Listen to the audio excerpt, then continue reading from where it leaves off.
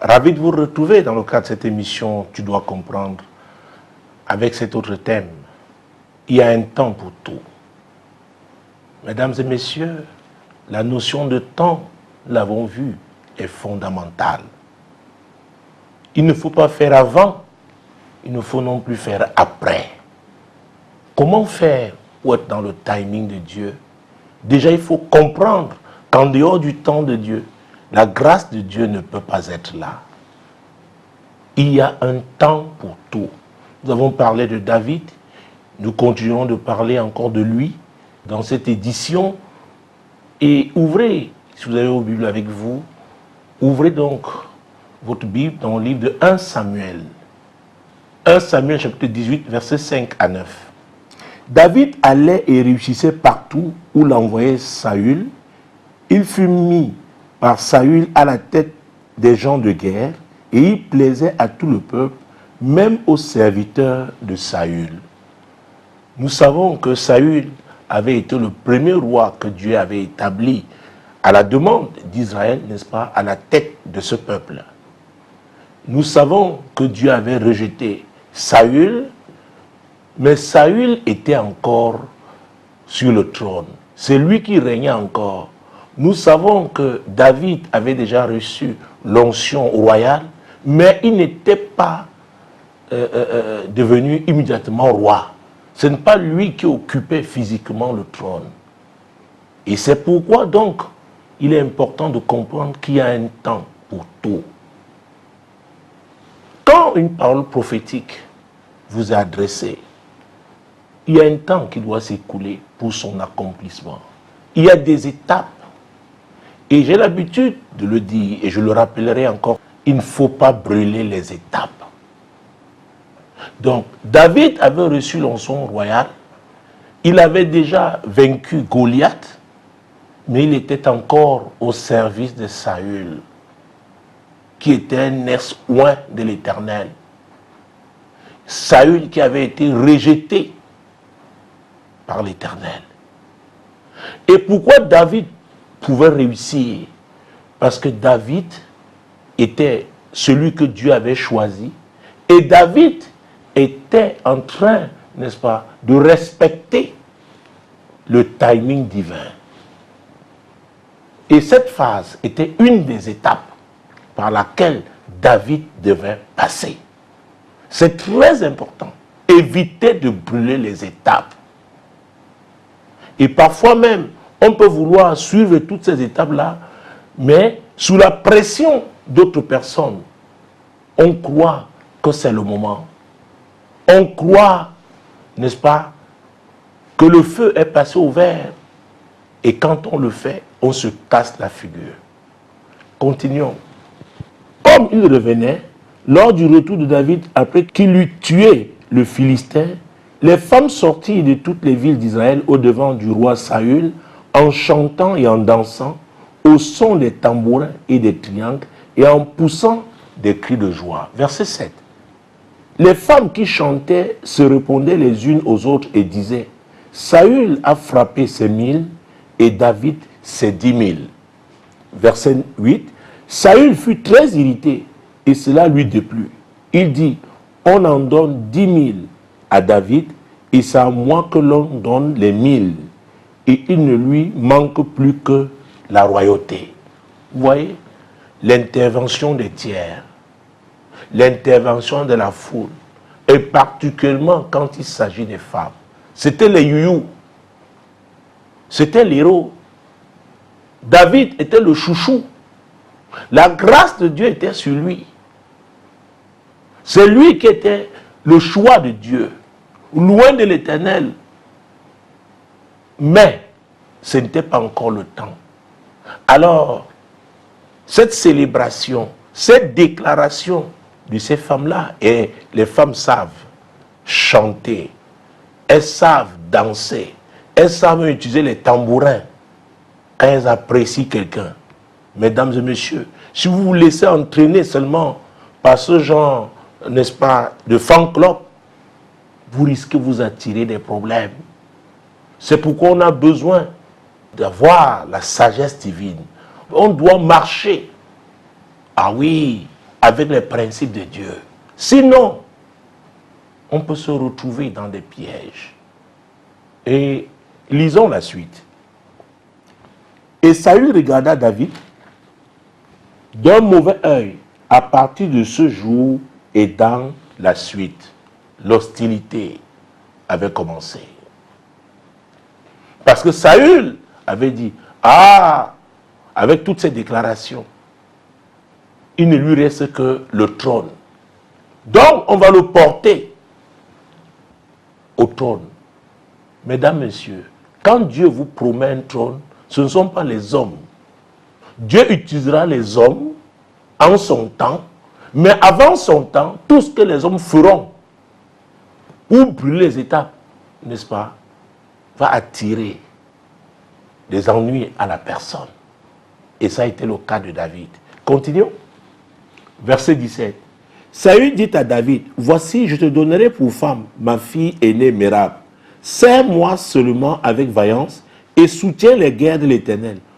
Or, Saül se disait, je ne veux pas mettre la main sur lui, mais que la main des Philistins soit sur lui. Il y a un niveau de popularité, quand vous l'avez, comme c'était le cas de Jean-Baptiste à l'époque d'Hérode. Il est difficile, n'est-ce pas, qu'on vous fasse n'importe quoi. Mais ce que les personnes rusées font, c'est qu'elles vous exposent. Ah oui. Il dit, David est devenu populaire. Alors, ce que je ferai, je lui proposerai ma fille est née Mérab. En devenant mon beau-fils, mon gendre, il va certainement tomber dans le piège des Philistins. Donc, faites très attention. Quand vous savez que votre avenir est radieux, quand vous savez qu'il y a un niveau de gloire que Dieu vous a promis, faites très très attention. Vous devez gérer votre carrière avec sagesse. Ne vous laissez pas entraîner, n'est-ce pas, dans ce type de fosse. Si vous pouvez les éviter, évitez. Mais quand ça devient inévitable, cela veut dire tout simplement que ça fait partie des expériences que vous devez connaître. Et ces expériences, vous les connaissez pour votre élévation. C'est pourquoi il y a une série de messages, n'est-ce pas, que vous pouvez trouver sur les CD et DVD intitulés Les tempêtes. Il y a les tempêtes évitables, il y a les tempêtes inévitables. Les tempêtes inévitables nous permettent d'avancer. Bien qu'elles soient douloureuses, mais c'est pour notre bien. Ça fait partie des étapes de la vie. Mais les tempêtes évitables peuvent nous détruire. Alors, qu'est-ce qui est évitable et qu'est-ce qui ne l'est pas? Parce que dans l'accomplissement des promesses divines, quand on dit qu'il y a un temps pour chaque chose, il y a des épreuves que Dieu lui-même a prévues pour nous. Il faut passer par ces épreuves-là. On ne saurait les éviter. Continuons avec David. Nous venons de lire, n'est-ce pas, le verset 17. Prenons les versets 28 et suivants. Saül vit et comprit que l'Éternel était avec David. Et Michal, sa fille, aimait David.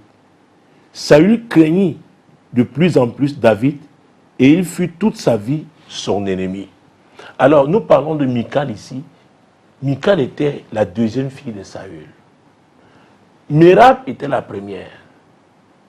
Ce que vous devez savoir, c'est que la promesse que Saül avait faite, il ne l'a pas respectée. Il avait demandé 100 prépuces des Philistins. Il savait que David ne pouvait pas lui donner ces 100 prépuces pour d'autres.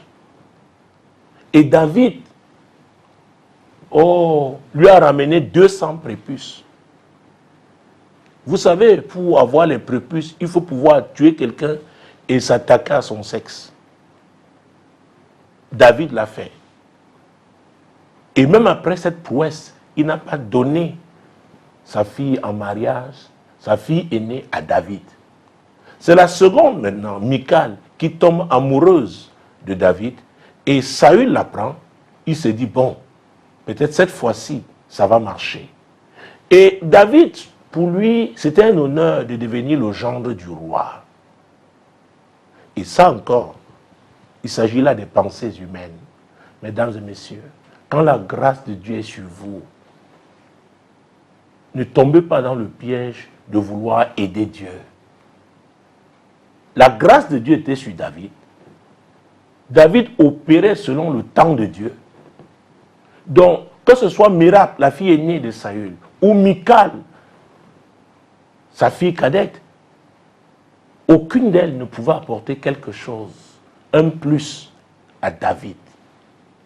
Donc, ce que Dieu vous donne est au-dessus de tout. La grâce de Dieu, c'est elle que vous devez sauvegarder, préserver sur votre vie. C'est très important.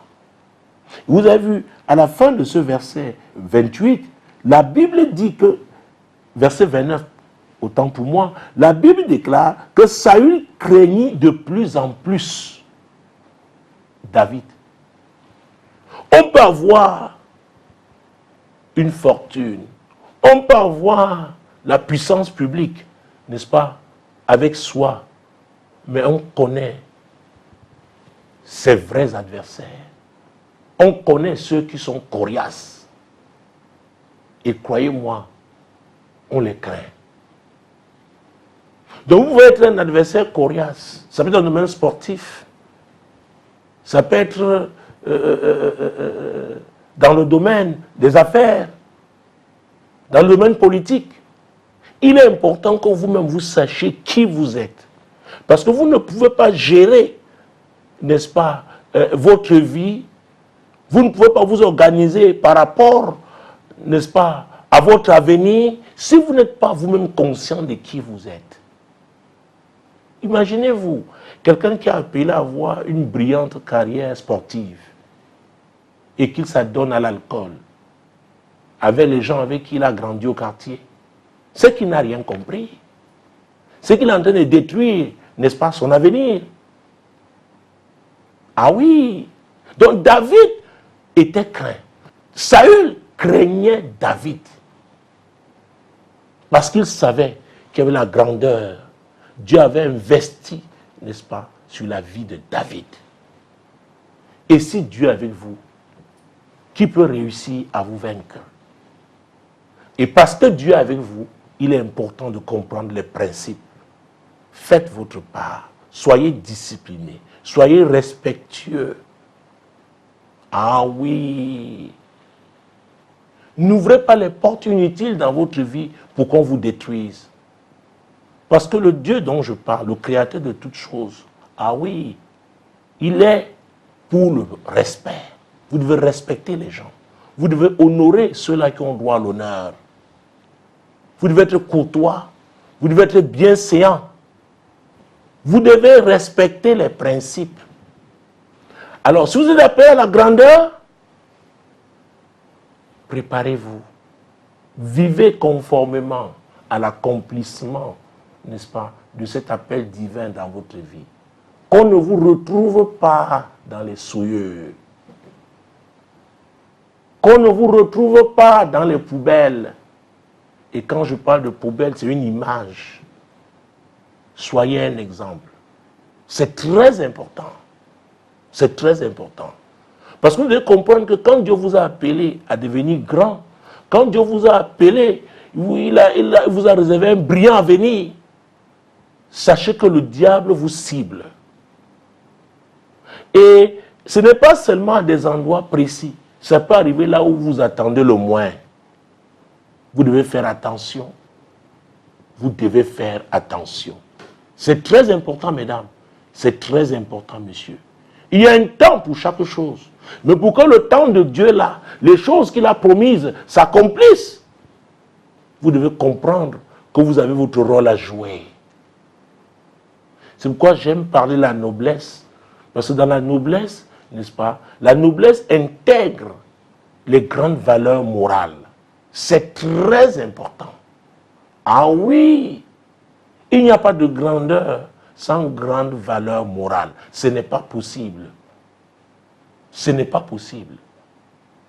Alors, si vous croyez réussir comme ça, croyez-moi, vous êtes en train de bâtir, n'est-ce pas, sur le sable. La première rafale, lorsque la tempête va souffler, elle va tout ravager. Mais si vous creusez profondément, comme dit la parole de Dieu, et que vous posez votre fondement sur le roc, alors quand la tempête passera, vous résisterez. Pourquoi? Il y a un temps pour chaque chose. Il y a un temps où les tempêtes passent. Vous savez, j'ai été à des endroits où les hommes sont préparés. Ceux qui habitent ces endroits-là savent que pendant ce type de saison, tel type de saison, il y a des tempêtes tropicales. Et les gens se préparent. Les gens construisent en tenant compte de ces réalités. Ah oui, parce qu'il y a un temps pour tout. C'est comme avec les saisons. Ceux qui sont dans l'hémisphère nord ou dans l'hémisphère sud, n'est-ce pas, vivent cette réalité de façon concrète. Il y a 4 saisons. Oui. Avant l'été, c'est le printemps. Après l'été, c'est l'automne. Après l'automne, c'est l'hiver. Les gens se préparent. Même quand vous visitez les magasins, vous voyez comment, n'est-ce pas, ces commerçants s'organisent en fonction des saisons. Pourquoi? Parce qu'il y a un temps pour chaque chose. C'est pourquoi il faut éviter d'être léger. Ah oui. Il faut éviter. Et la parole de Dieu est là pour nous enseigner. David lui-même n'a pas encore compris que ce que Dieu voulait faire, ce n'est pas en épousant la fille du roi, que ce soit l'aînée ou la cadette, qui recevrait autre chose, n'est-ce pas? Un honneur supérieur à ce que Dieu lui avait réservé. Faites très attention. N'utilisez pas les raccourcis humains. Ne les utilisez pas. Parfois, les gens veulent vous polluer parce qu'ils savent qu'avec cette pollution, vous ne pourrez pas arriver. Évitez cette souillure, évitez cette pollution. Il y a un temps pour chaque chose. Dieu a dit, il n'est pas un homme pour mentir, ni un fils d'homme pour se repentir. Ce qu'il a dit, il le fera. Ce que nous devons tous faire, c'est d'obéir, c'est d'être patient, c'est d'être persévérant. Ah oui, et tout ça, c'est respecter les principes de Dieu. C'est de suivre la justice, d'intégrer la justice dans tout ce que nous faisons. La Bible déclare, si l'Éternel ne bâtit, ceux qui bâtissent travaillent en vain. Donc, comment Dieu veut que nous bâtissions? Quels sont ses principes? Quel est son modèle? Vous allez le trouver dans la parole de Dieu. Mais dans le cadre de cette émission, n'est-ce pas, et pour cette thématique, nous devons comprendre qu'il y a un temps pour tout. Oui, il y a un temps pour tout. Donc, continuons avec David. Nous étions, n'est-ce pas, dans 1 Samuel 18, nous avons lu jusqu'au verset 29. Prenons le dernier verset de ce chapitre, le verset 30. Les princes des Philistins faisaient des excursions et chaque fois qu'ils sortaient, David avait plus de succès que tous les serviteurs de Saül et son nom devint très célèbre. Alors, il est important de comprendre que quand vous réussissez, quand vous multipliez les succès, il y aura des gens qui vont vous attaquer. Ça ne date pas d'aujourd'hui. Quand vous devenez célèbre, alors faites très attention. Très, très attention. Et c'est Dieu, hein. Quand Dieu vous appelle, vous suivez sa formation, il vous équipe et il vous établit. Ce n'est pas pour rester sous le lit. Non, on va vous connaître. Vous deviendrez célèbre. Il y a donc des choses que vous devez comprendre. Et si vous ne les comprenez pas, et que vous vous cassiez la figure, la faute n'est pas à Dieu. J'ai l'habitude de dire que Dieu n'échoue jamais. Ce sont les hommes qui échouent. Et il y a ce message que j'ai prêché, je crois, il y a une douzaine d'années. Dieu a toujours une alternative. Notez-le, avec 2 traits rouges même. Dieu a toujours une alternative. Donc si vous échouez, Dieu trouvera quelqu'un qui mettra à votre place. Et cette personne peut ne même pas avoir les capacités humaines que vous avez. Nous avons vu, n'est-ce pas, Samuel, le prophète, quand Dieu l'avait envoyé chez Isaïe, le père de David. David n'était pas là. Dès que Samuel a vu Eliab, le frère aîné de David, l'aîné de la famille, il a vu, n'est-ce pas, son ossature, sa présentation physique, semblable à Saül. Il s'est dit certainement, voilà le choix de Dieu. Dieu lui a dit, vous les hommes, vous ne regardez qu'à l'apparence. Or, l'appel de Dieu, celui que Dieu voulait, était le 8e, le plus jeune, qui n'avait pas été convoqué à cette assise. Il est important de comprendre comment Dieu opère. Et à vrai dire, quand on dit il y a un temps pour tout, il faudrait comprendre que Dieu est souverain. Il ne consulte pas un homme pour choisir un tel ou une telle. Non, il est Dieu. Il fait comme il veut. Et c'est sa justice. C'est sa justice. Donc il y a un temps pour tout. Il y a un temps pour toute chose. C'est très, très important. Prenons le chapitre suivant. Nous sommes dans 1 Samuel chapitre 19, versets 1 et 2. Saül parla à Jonathan, son fils, et à tous ses serviteurs, de faire mourir David. Vous voyez? Quand vous êtes appelé à occuper une haute position, faites très attention.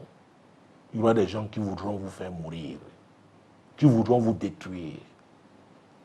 On peut les retrouver dans votre famille biologique même. On peut les retrouver dans votre famille associative. Ah oui, on peut les retrouver, n'est-ce pas, dans votre famille politique.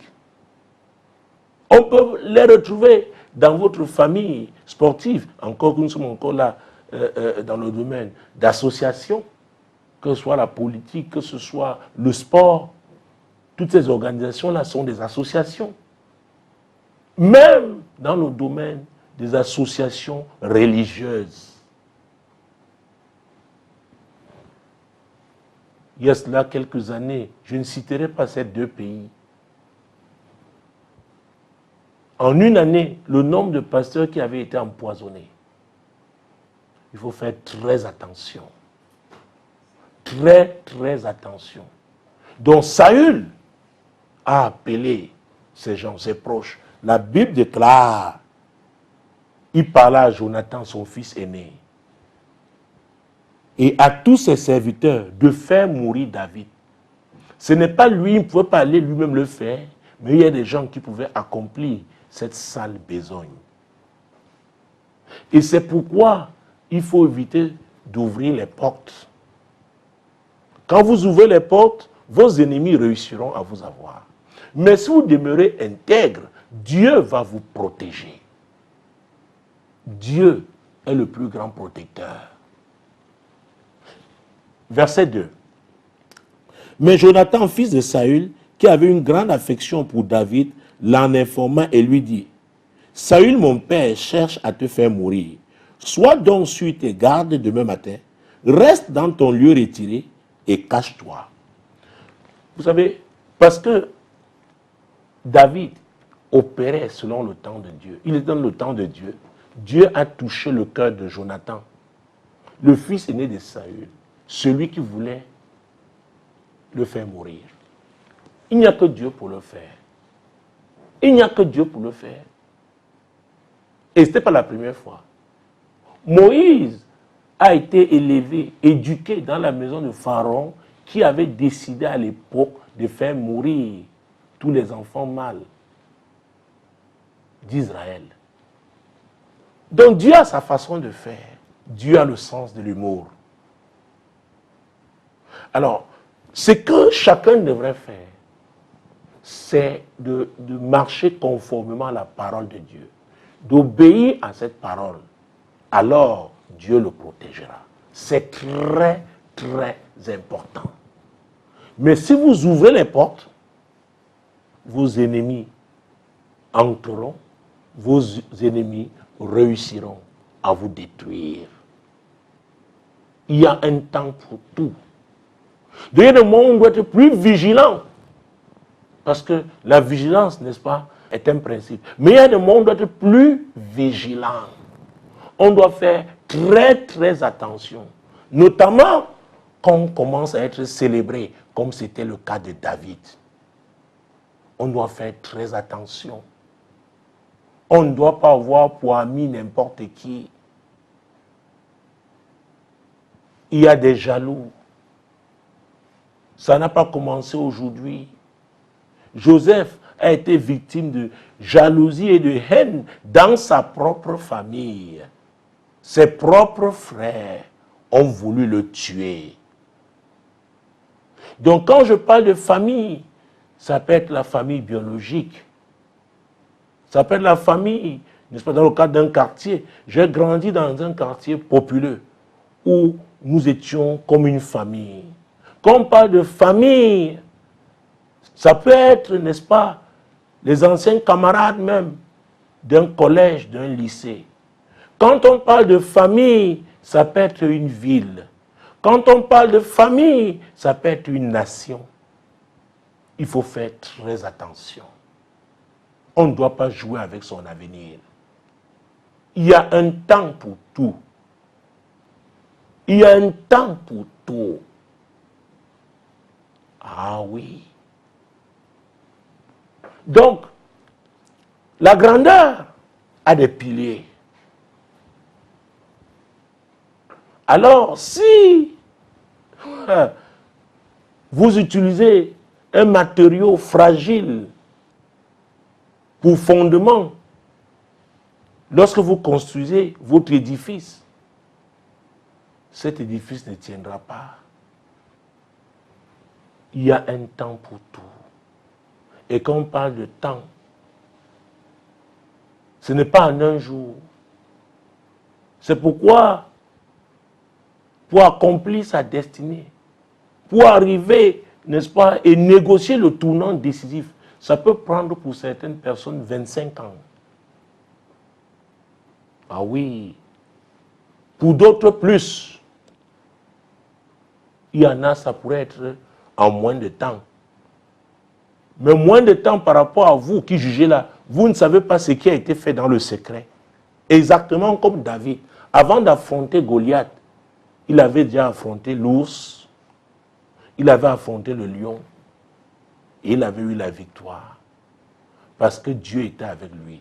C'était le temps de Dieu pour vivre ces expériences-là, préparant, n'est-ce pas, la rencontre avec Goliath.